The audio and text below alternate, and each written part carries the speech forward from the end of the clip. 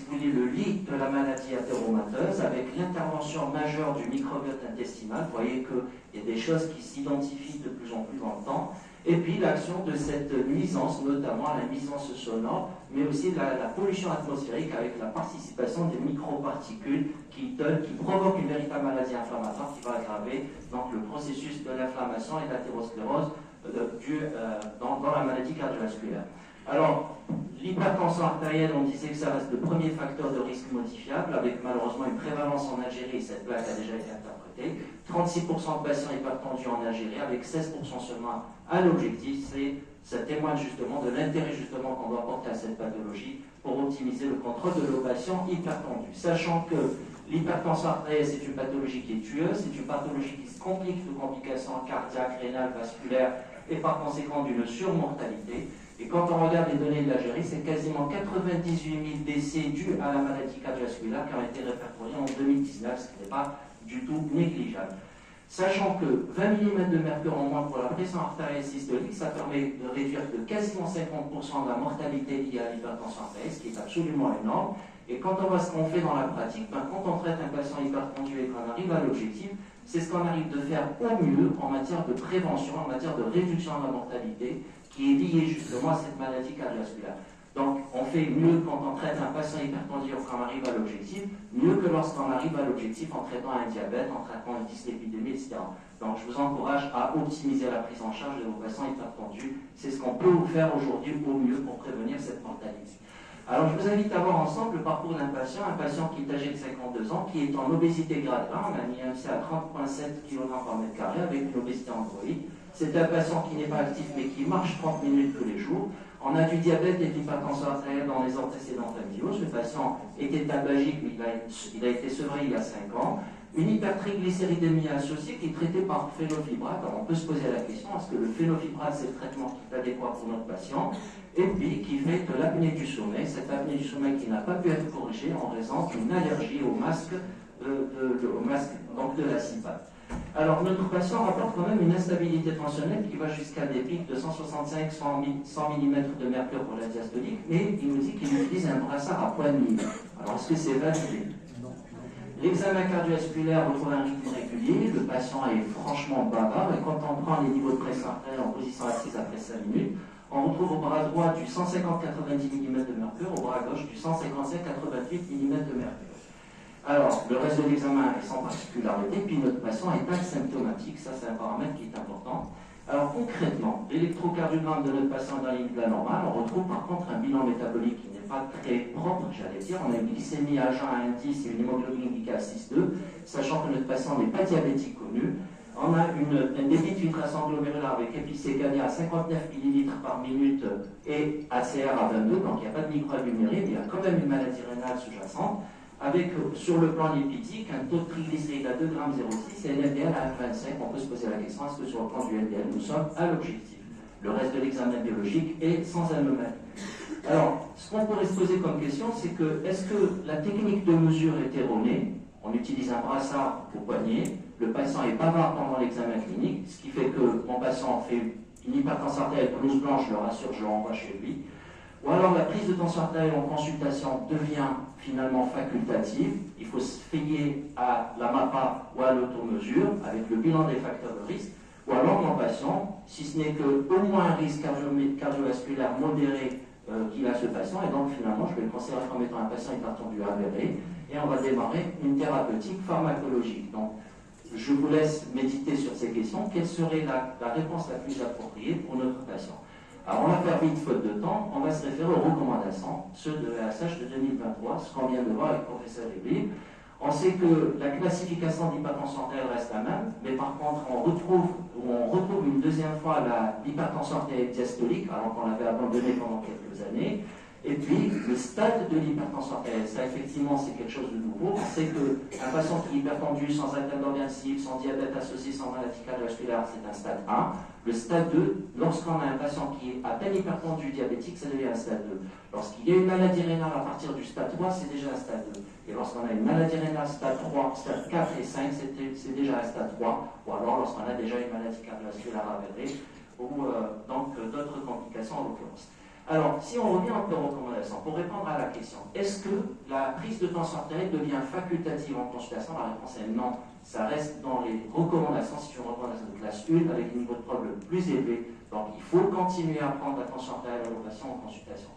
On prend trois mesures, on fait la moyenne des deux dernières, et bien sûr, deux consultations différentes. Si on se réfère uniquement à la consultation, il faut qu'il y ait à deux consultations différentes, à moins 4 semaines d'intervalle, et à ce moment-là, on classe le patient comme hypertendu si on a des niveaux de pression élevés.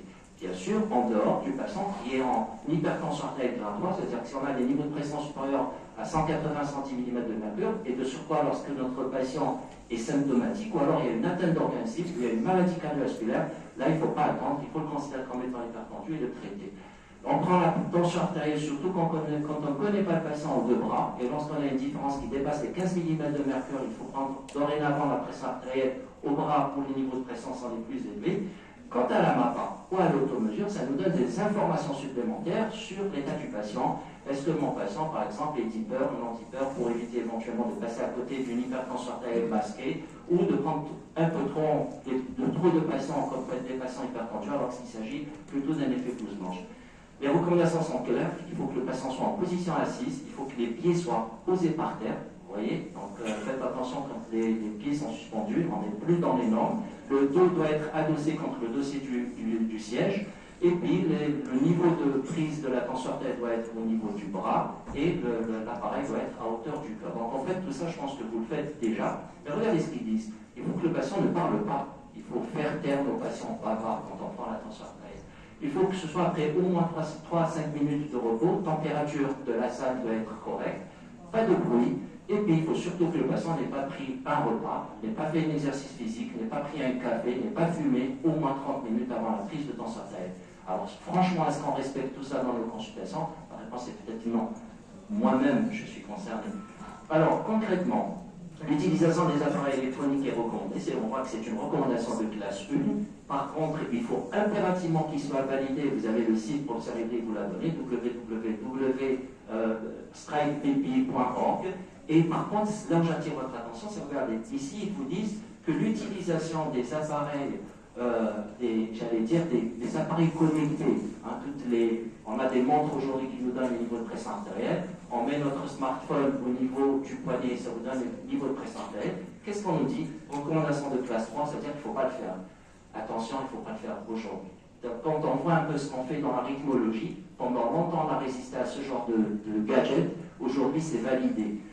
Le dernier papier qui est sorti en décembre de 2023, publié en janvier 2024 de l'ESH, je parle bien de l'ESH, revient sur certains appareils qui ont été finalement validés. Donc aujourd'hui, recommandation classe 3, les prochaines recommandations de l'ESH vont dire probablement que pour tel ou tel appareil, c'est plutôt validé et il faudrait commencer peut-être à les utiliser, ou en tout cas ne pas les contre-indiquer. Alors l'utilisation des appareils, on sait que les appareils sont multiples, par contre il n'y en a que 8% qui sont validés. C'est pour ça qu'il faut revenir aux appareils qui sont validés pour valider votre technique, pour valider vos niveaux de pression artérielle, que ce soit en automesure, en MAPA ou en consultation. Les appareils sont différents en fonction de leur usage. Alors, bien sûr, si on fait l'automesure, idéalement, c'est de faire une semaine, donc 7 jours, ou en tout cas au moins 3 jours dans la semaine et faire la moyenne. Mais en tout cas, ce n'est pas 3 mesures matin, 3 mesures le soir. Si on suit la recommandation de la SAGE, c'est 2 mesures matin, 2 mesures le soir. Mais honnêtement, moi, je continue à faire 3 mesures matin, 3 mesures le soir pendant 3 jours. Donc, les deux techniques sont validées. L'auto, c'est de les faire à nos patients pour avoir une meilleure appréciation dans la vraie vie de tous les jours des niveaux de pression.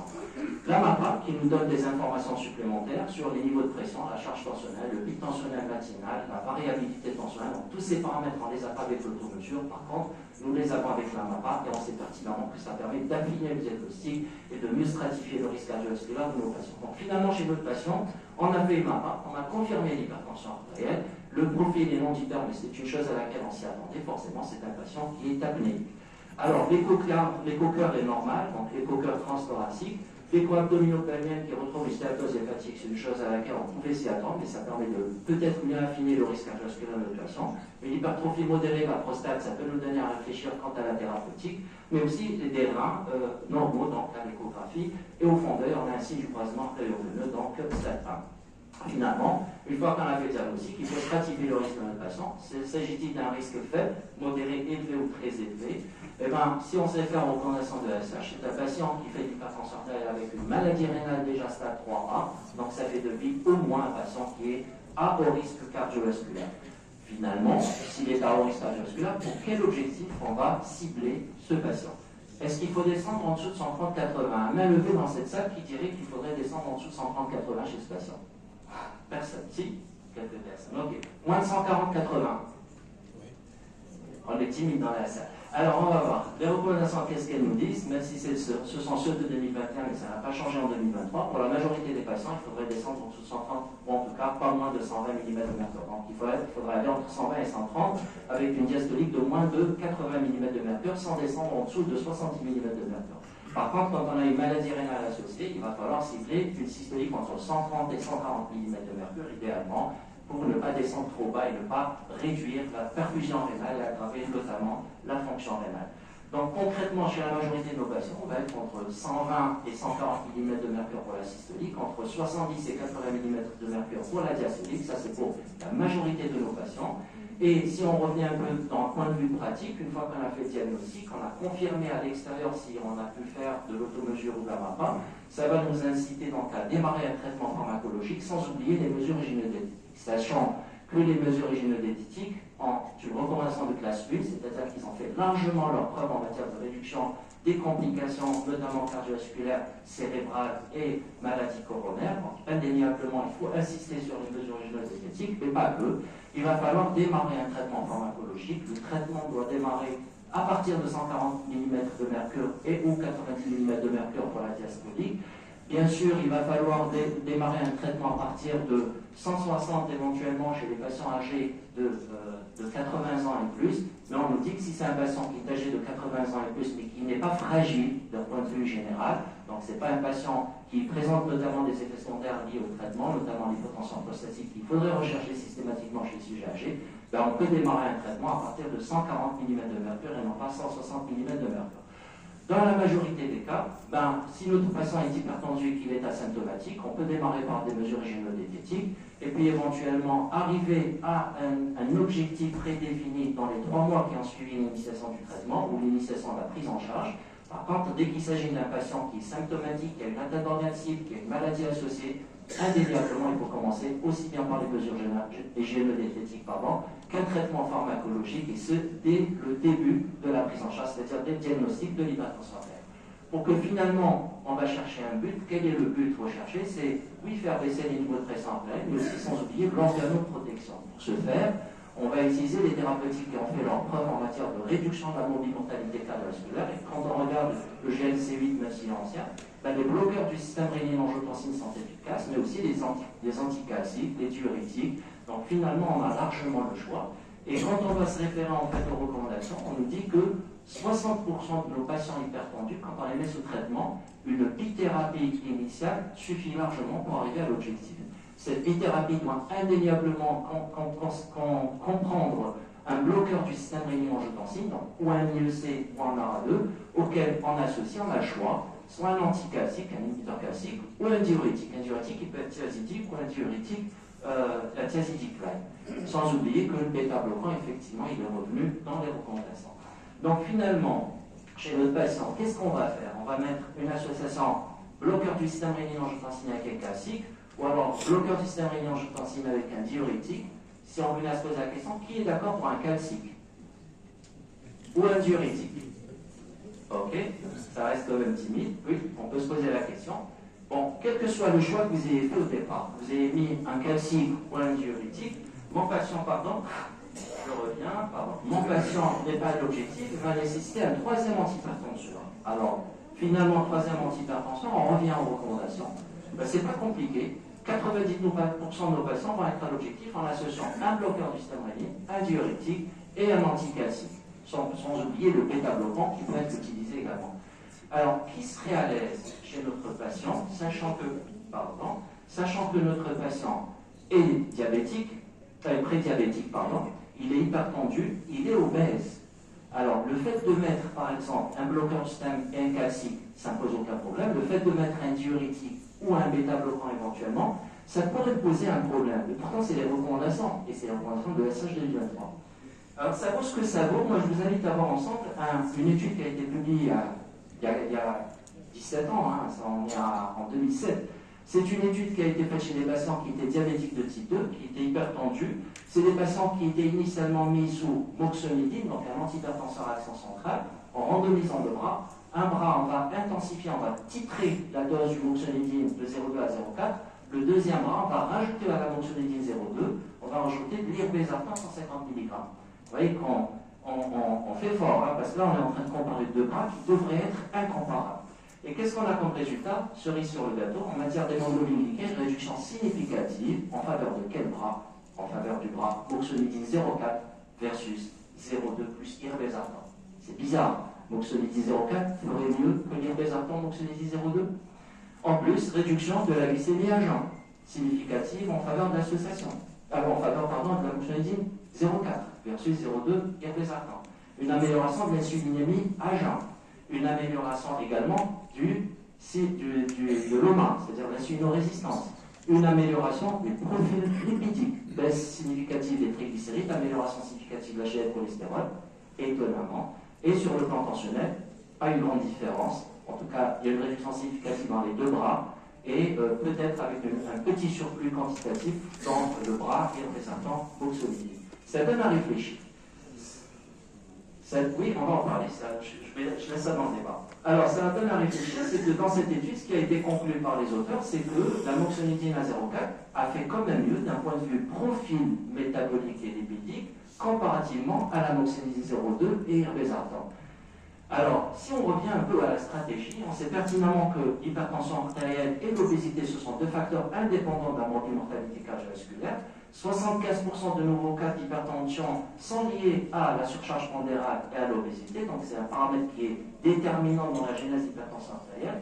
Le manque d'essais contrôlés dans cette sous-population, malheureusement, nous bloque quant au choix idéal dans cette population de patients hypertendus, obèses. Alors, aujourd'hui, on sait pertinemment que les recommandations ne nous orientent pas forcément dans la bonne voie. Donc, il faut attention, nous sommes des scientifiques, il faut rester critiques, même si ce sont des recommandations. Est-ce que nous sommes dans le vrai en allant vers des bêta-bloquants, en allant vers des diurétiques, chez des patients qui sont hypertendus, obèses, avec un profil métabolique sous-jacent? Donc, la réponse reste ouverte. Cependant, la sollicitation du système sympathique est connue chez les patients qui sont en hypertension artérielle obèse. Il y a beaucoup de données de la littérature qui en témoignent. Le blocage sympatholytique est peut-être aujourd'hui n'est pas peut-être à sa bonne place en matière de prise en charge de l'obésité, de l'hypertension artérielle chez l'obèse, en raison peut-être de quelques appréhensions. Les appréhensions seraient probablement les effets secondaires, parce qu'avec les anticentraux de première génération, on avait un gros problème de sédation, de vertige, de fatigue, etc. C'est peut-être ça qui nous a freinés. C'est une chose que nous n'avons pas avec les nouveaux antihypertenseurs à action centrale. Si bien qu'aujourd'hui, ce ne sont pas des recommandations, mais c'est un papier qui a été publié en 2018, qui est basé sur l'opinion d'experts. Patients hypertendus, obèses, commençons par bloquer le système rénine-angiotensin-aldostérone. En deuxième position, peut-être des nouveaux antihypertenseurs à action centrale, effectivement, je finis, c'est la fin, en raison de leur effet notamment métabolique protecteur. Ensuite arrivent les classiques, les diurétiques, les bêta-bloquants, les alpha-bloquants, comme le disent les recommandations. Donc concrètement, si on doit résumer, un patient hypertendu obèse, il faut agir sur le poids, c'est indéniable. Ensuite, il faut bloquer le système rénine-angiotensin-aldostérone. En deuxième position, peut-être soit un calcique qui est neutre sur le plan métabolique, voire un anticentral avec des agonistes de l'imidazoline, donc les nouveaux anticentraux, pour par la suite passer éventuellement aux diurétiques, bêta-bloquants, alpha-bloquants, etc. Je conclue en disant que l'hypertension artérielle est une affection fréquente pour raison de complications et d'une surmortalité, certes. Bien sûr, le traitement s'inscrit dans la prise en charge globale et non pas ciblée des chiffres tensionnels uniquement. Bien sûr, elle fait partie de la protection cardiovasculaire du patient hypertendu. Pour arriver à l'objectif, on a besoin quasiment d'associations thérapeutiques, des associations qui soient efficaces, qui soient adaptées aux patients. Et c'est pour cela qu'on doit accompagner le patient en utilisant les thérapeutiques les mieux appropriées, qui se calquent au profil du patient et non pas utiliser de manière absolue des recommandations qui ne sont peut-être pas parfois adaptées à nos patients. Je vous remercie de votre attention. Merci.